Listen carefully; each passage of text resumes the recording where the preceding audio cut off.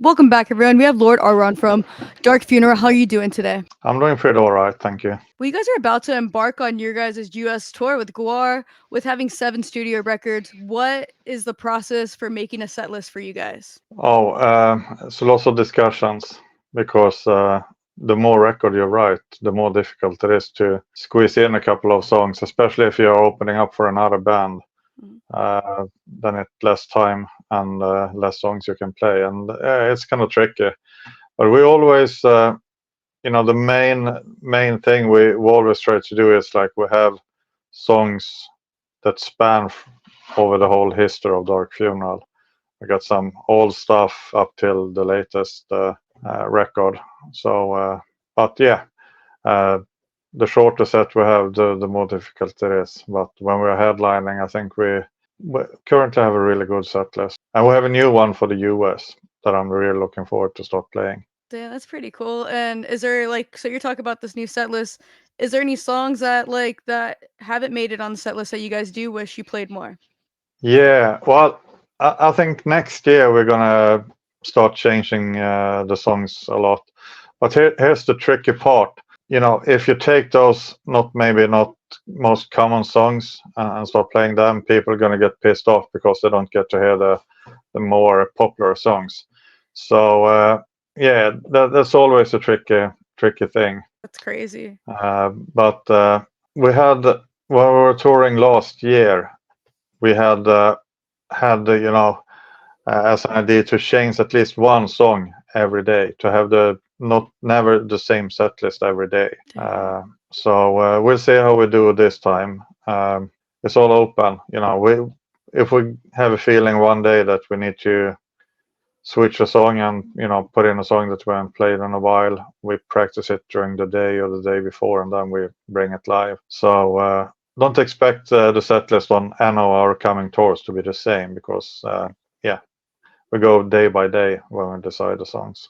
That's crazy. And for that, how do you guys get ready for a tour with something like that? Everybody practice a lot by themselves at home. Everybody have their home studios and stuff. So and then we usually meet up in the rehearsal room and fine tune everything. But now we've been playing a lot live, so we haven't been in the rehearsal room for a while because we've been playing every weekend. Okay. So. And with the tour like that, how often do you practice? How many hours a day? Well, I don't know. At the moment, I haven't been able to practice as much as I would like to, but I think it's going to be all right. We played 2 shows last weekend, and everything was really good. And I guess that was the first time I had we got so much praise from everyone, or every media that was there. Usually, it's always somebody who don't have something to complain on. But I think this was the first time in my 30 years career that everybody was like, "This is probably the best it's been to Greece in 20 years." So that was crazy. But yeah, I've been struggling. I have this what you call it, like tennis elbow. So I got to take it easy, and don't over push it too much. But as I said, I have no problem to play. I got to take it easy and not practice too many hours a day. That makes sense. So I'm gonna go on a lot. Yeah, I'm gonna go on a last treat, shockwave treat tomorrow. So I'm gonna be in okay shape for the tour. That's gonna be cool. And when playing live, is there any songs that still hit you the same as the first time you played them live? Hard to say, but I have one song that we put back that we haven't played too much. I think it's not a super old song. It's like kind of midway, or maybe a little bit newer. But when I start practicing it myself first, I just told other guys that I can't wait to bring this song back on stage. I feel like it's gonna fucking melt everybody's face. That's for sure. Um, and it just gave a great feeling to play it. It feels, yeah, it's a different song to our normal songs. I don't want to spoil which one it is, but it is different. It's one of those, songs that really stick out. And yeah, it just gave me a fucking great feeling. So yeah, it's going to be killer to play it. I'm excited to see it at the Anaheim show. You've been a band since the beginning. For you guys, what do you feel what album shaped you guys as a band? What you mean? Like what album do you think made you guys Dark Funeral? Uh, Hard to say. Maybe Diabolus Interium. That's when but I still feel like I'm trying to find new ways for every record I write. But I guess, on the first EP and the first full-length album, we were still trying to, experiment and trying to find our sound.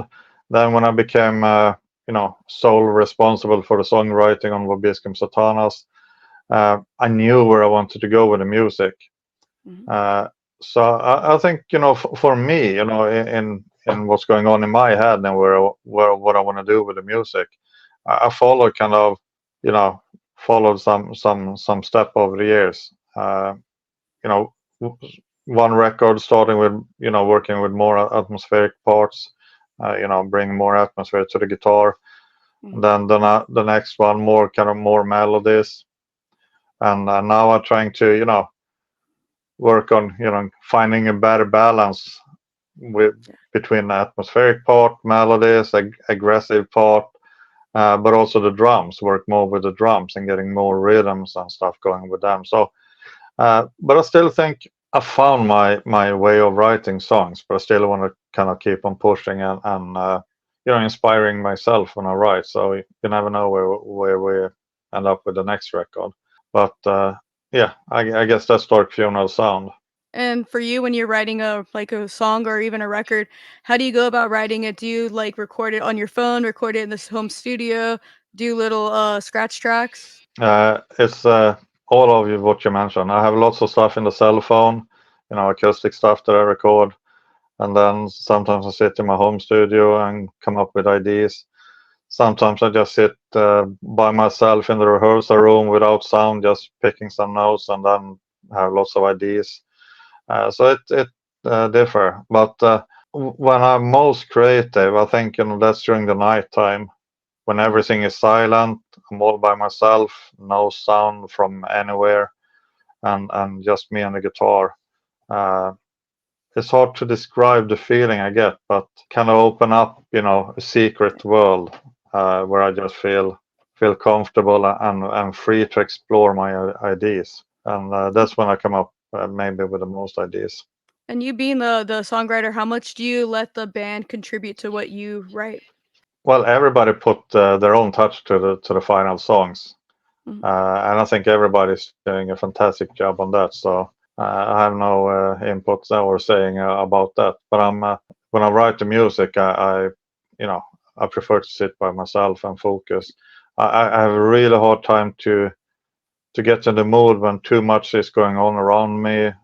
Uh, you know, if it's too stressful in my daily life, with lots of stuff that need to be arranged, business stuff or whatever, then I'll put it aside because I know I can't find the right vibe I want to be, find the right zone I want to be in when I write music. So it's yeah, I know everybody, push me all the time, like we need more new music, but um, yeah, I can't, write under pressure like that. I gotta, be on the right spot in my life when I write, and I need to have something to say, and I need to have something that I'm inspired by. Yeah. You know, So how personal do you get when writing lyrics? I don't write lyrics, so that's up to Helja Mother, and I feel good about it because as a songwriter, I feel more comfortable to express myself through the music.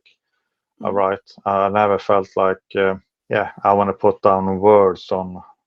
That's why I don't really like to speak much or do interviews and things like that because I think I can express myself better through the music than what I do when I talk. Sometimes it just turn into shit, and so yeah. That So makes I sense. rather do Helja Mother can take care of that.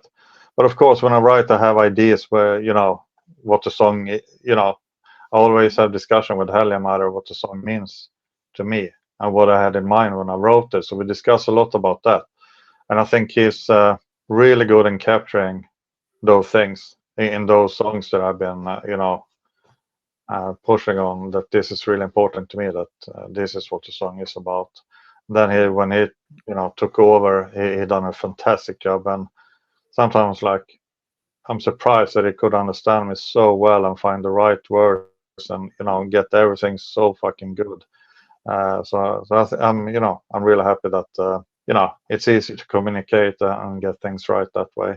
Yeah, and that's pretty cool. And you've been in Dark Funeral. You're the sole member of Dark Funeral since 1993. With playing live, how has your gear changed from the beginning of your guys' career to now? Oh, in the early days we couldn't afford much, so we had the cheapest gear you could find at that time. And over the years, you always the bigger you become as a band, the more responsibility you have. And Yeah, if you go on stage and the sound suck, that you have really poor equipment, then the fans gonna get disappointed and yeah. So we always trying to improve that because to me it's like in the studio. I don't understand those bands who go into the studio, spend a lot of time, and then record with a shitty sound. It's the yeah, same live. It feels, if somebody say, "Well, your sound sucked tonight," then it feels like all the work we put, effort we put in from our side, and then the sound just turn out like shit. That's real out of our control in that way because when we're on stage we can't control what's coming out. Uh, Other than making sure that we have the right people to work with. And I think that's something we improved over the years. We have really good and talented crew now, sound people, and also when we improve the gear, all the time, just bring everything better and better. And yeah, we have as soon as we can afford, we're gonna keep on upgrading mhm, the live gear even more. Um, so yeah, it's a constant evolution, and you want to bring something good to the crowd and not shitty sound and stuff like that. So And do you guys see your guys' self eventually going to like a Kemper or like more direct in or touring wise with gear? well, we're already all digital, Okay. and this summer we started with the in-ear system, and that really makes a difference. uh, so I think that's something that maybe people have to realize this summer, that where we're stepping up the game a lot, and we're going to keep on doing that. And it feels good, in here really, open up a whole new world. And you know, you always have the same sound Yeah. instead of coming to some clubs and the monitor mix is just horrible. With our kind of music, especially the faster song, if the monitor mix is, shit, then it's kind of tricky to keep up with the drums. Now you have everything perfect in the in-ear, That's pretty and cool. yeah, the same sound wherever you move on stage, so you don't have to worry about bad monitor mix. So that feels really good, and I'm just a new beginner on that, but I feel like I'm looking forward to get more in depth and improve my in-ear mix and everything even further, and yeah, it feels better and better, when you improve Yeah. the gear. Is this gonna be one of your guys' first tours with like in ears, like a long run? Yeah, we only been doing festivals this summer. That's why we haven't really had the time to fix everything. But now we're on a club show or a club tour, and we're gonna have hopefully proper sound check most of the days, so we can improve all that. So yeah, I'm looking forward to it. But it feels great, and I think all of us are playing better, more tight, and it's a big improvement, I think.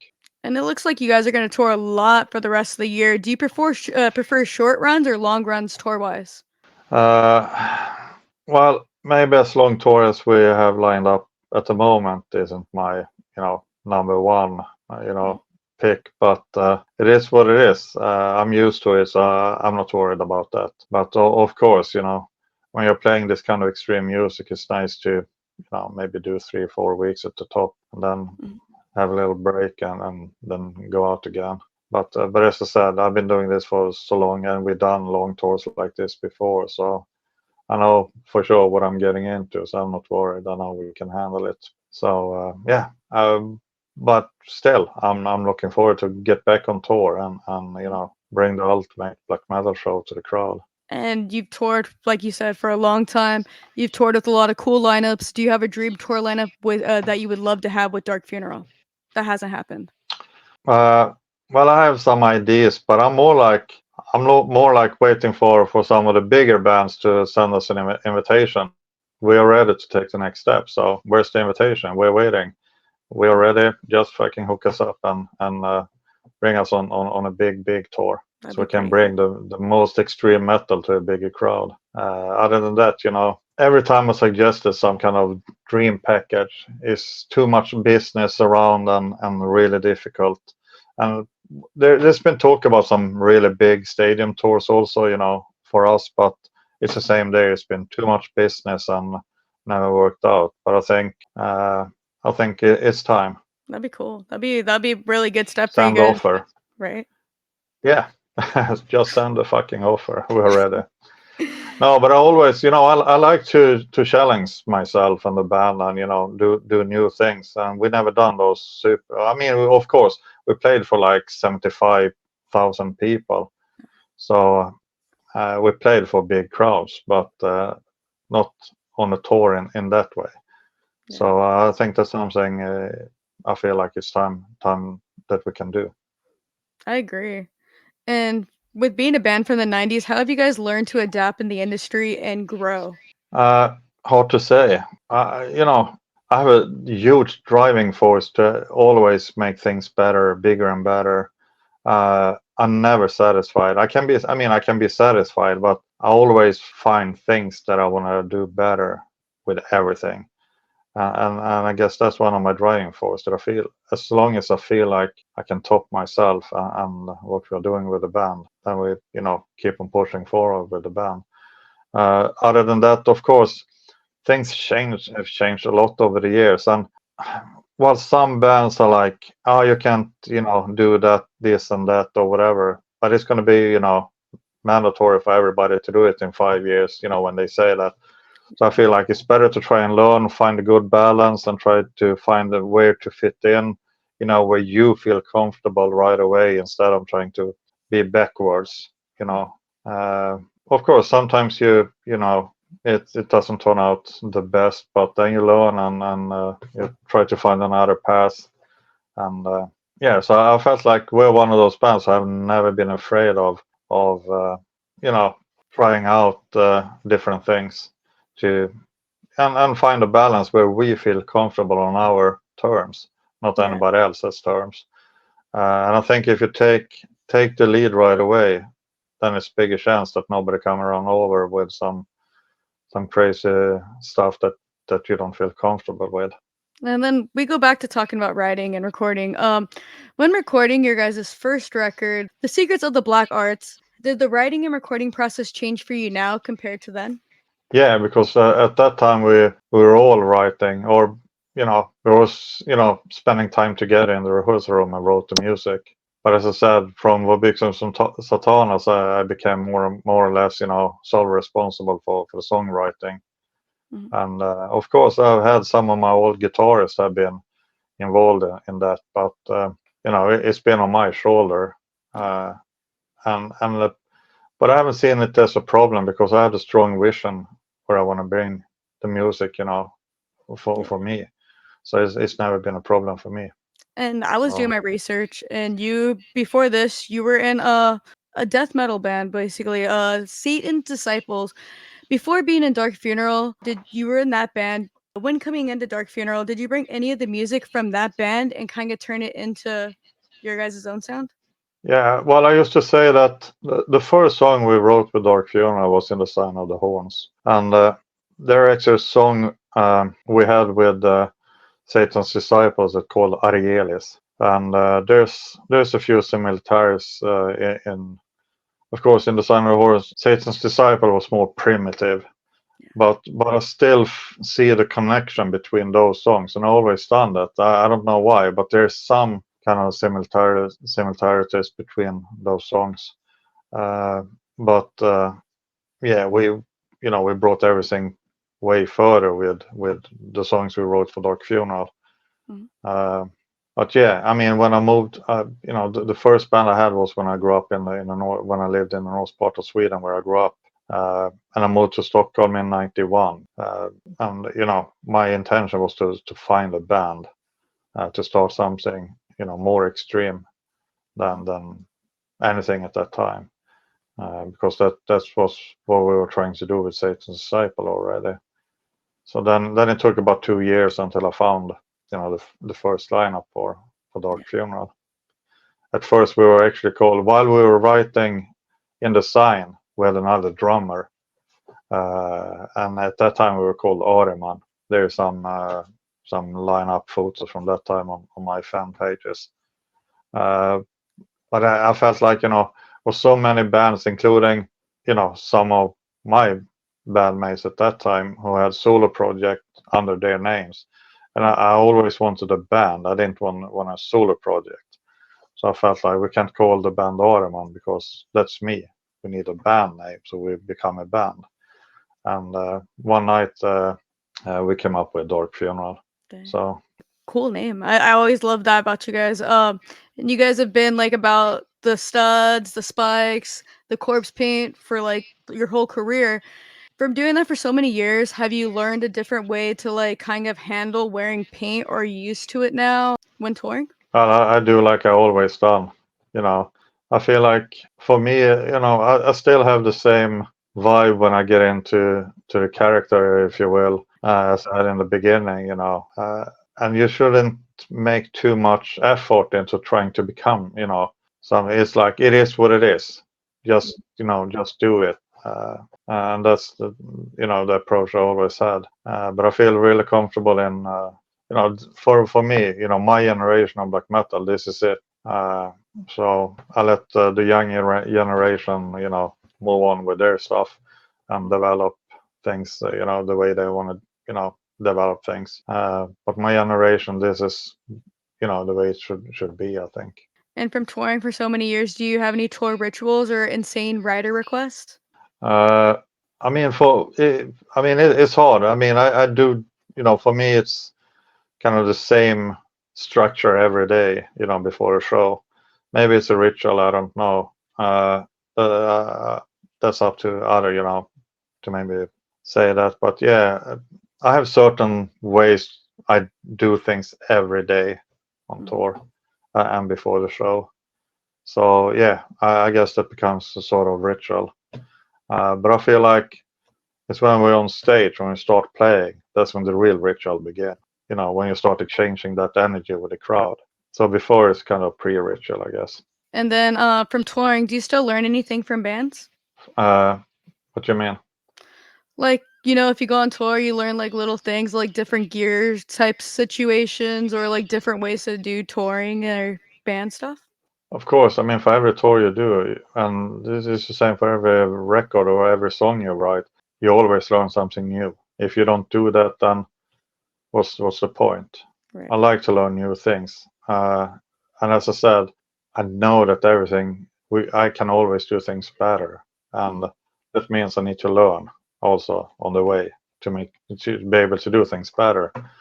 So, I mean, that's the cool thing about, being creative and having a huge driving force, that you're also hungry to learn new things. But when it comes to technical stuff with the gear and things, that just makes me stressed. Right. I have a killer crew that helps me with that, so and I'm fortunate with that. Very happy because yeah, technical stuff kind of just stress me out. I know what kind of sound I'm looking for. I know what I want to have, but I'd rather have somebody who is the expert on that to help me. That makes sense completely. And from touring all the time, how does your like playlist that you listen to daily change? Does it change on tour or does it stay the same? I mean, it's on the day by day basis. It depends on what mood you're in. Sometimes you want to have more extreme music. Sometimes you want to have more gothic, maybe. So you go Well, by the mood. yeah, You well know. that makes sense. And then from touring, do you have any favorite places you love visiting? Oh, hard to say. I mean, I love experience new places, uh, and same there. I take it day by day. I don't do much pre-planning, because I think that's the cool thing, that it's better just, if you have planned everything in too many details, you're probably going to miss something on the way that you didn't have in the plan. and Yeah. I don't want to miss those opportunities or experiences. So let that door be open until I'm there, and then just go with the flow and something cool. Is there any places that you wish Dark Funeral could visit that haven't already? Well, I think we played about 60 countries so far. Mhm. Obviously, there's a few countries that uh, we haven't been to that's still possible to go to as a band like us. But then there's also lots of countries that black metal isn't allowed. Oh, that's crazy. So Nice. yeah, you I have actually didn't those know that. countries too. I didn't know that there's some places that black metal is not allowed. That's crazy. Very Yeah, interesting. there's lots of countries where black metal isn't allowed.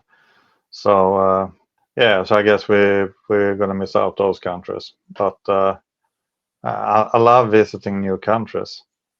As I said, we played about 60 countries so far. Personally, I visit a few more, maybe up to 65 countries, uh, and most of them more than one time.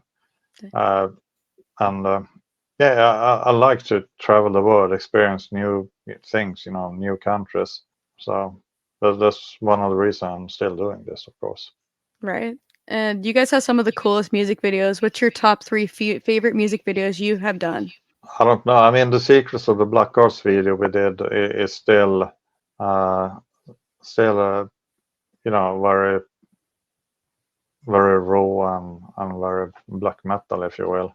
Yeah, Uh, I mean, the newer ones was a great experience, uh, and I think they turned out really good too. Uh, but the Secrets of the Black Horse video is, yeah, it is something special with that video. I agree. Uh, And I was reading, because I was doing my research on you. I was reading that you fought hard for your entire back catalog. How hard was that fight for you, and what did you learn from all of it? uh, well, what I learned is to always make sure that you have, good contract behind you and good lawyers behind you. And yeah, I mean, I think there's still a few. I know there's still a few really shabby labels out there, but I think most of the time, especially on our level, there's two big labels that we work with these days. So they do things really by the book, Mhm. and that's something that I feel comfortable with. But of course, it's important to have a good lawyer when you sign any contracts, and that's something you can't afford and don't know too much about when you're a young band. But I mean, I still won every you know court case we had against labels before, so I know how things work, so you can't really trick me. So I Awesome. always find a way to nail them to the cross, if you will. So That must have been crazy, like having to learn all that, and like now you're probably really knowledgeable, and no one can like fuck with you guys. That's well, there was a period when I was really into it, and there was lots of band I helped with legal matters. Lots of band called me, wanted input with contracts and stuff like that. So, but I said, in the end, I can help you, a part of it, but I still think you should hire a proper lawyer. mhm. But I still helped a lot of band during a period. Nowadays, I feel like, yeah, I put everything to our lawyer to deal with, when I feel like I can't handle this myself. It's a little bit too much, and also it's time consuming. Oh yeah. And these days, I feel like I don't really have time to dig into this, so it's better to let professionals take care of it. It's like with the gear, let the professional take care of things, Right. and I do the playing. That's my role. So I think everybody have their own role and place in the whole business. So let the expert take care of their thing. Yeah. And you guys have accomplished quite a bit already, just as a band. Do you have anything left on your bucket list that you'd love to accomplish with Dark Funeral? The list is endless. I have so many things that I feel like I need to do. And what are some of those things? Well, it all comes down that I want to challenge myself as a songwriter, but also as a live guitarist and as a band live on stage. Mhm. And black metal is a very visual form of music. So I always, I have lots of ideas in my head to combine, the visual aspect with the music even more. But it always comes down to budget. And it's not until recently the budget have become a little bit better for us. So that's why we have been able to invest in air system Mhm. and a lot of things, uh, mainly in Europe. That's where we can afford that, Yeah. the bigger production stuff. But hopefully we can do that in the US Yeah. also in the future. But yeah, I just, I have so many ideas I want to, bring on stage Mhm. that symbolize and give the songs and the music a bigger meaning, if you Yeah. will. And yeah, and as I said, it comes down to money, how much we can, afford to bring on stage to build up this, dark universe, if you know. Right.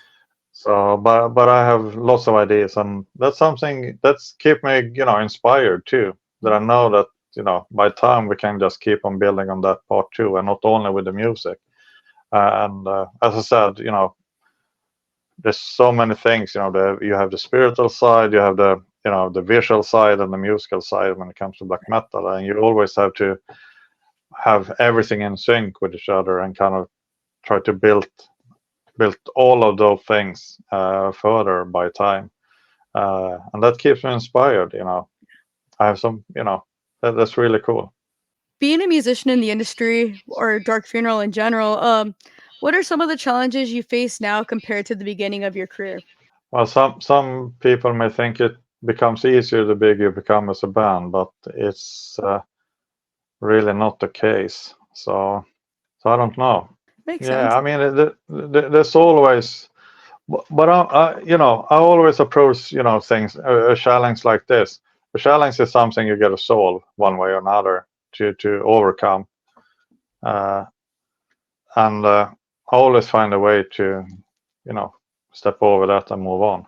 And you guys have been in the industry for forever now. For black metal, for you, what would your Mount Rushmore of black metal bands be? Like the top that made black metal? Well, I guess Venom, Bathory, Mayhem. Uh, that's a great foundation of where it comes from. Uh, but then you have my generation that came in and brought something new to the table. Yeah. Uh, and you have the Swedish scene that was maybe more aggressive. And then you had the Norwegian scene who was more atmospheric with lots of keyboards. And then you had the Finnish scene which was also aggressive, but in a different way. Uh, and naturally, the Greece scene was also very early in that sense. But I think all of us kind of brought something new to the table. In the end of the 90s, early 90s, brought the whole scene to a new level. And I think that's when I came in and when we started with first Satan's Disciple and Dark Funeral, I didn't want to do something that anybody else had done. I wanted to create something new, something that was more darker, more extreme than any other band. Uh, so that was my and my bandmates at that time approach to writing music. Uh, and I feel maybe sometimes these days people are too afraid to take those steps. I agree with that Uh, one. because that was such a freedom we had when we started. There was no limit to, if we wouldn't had, if we would have been stuck in some stupid rules, you know, nothing would have happened. It would just stagnate. Uh, so I think my generation was very strong and yeah, just brought this on the map, this music style on the map. Uh, that, all the bands before us, Yeah. big respect to them, of course.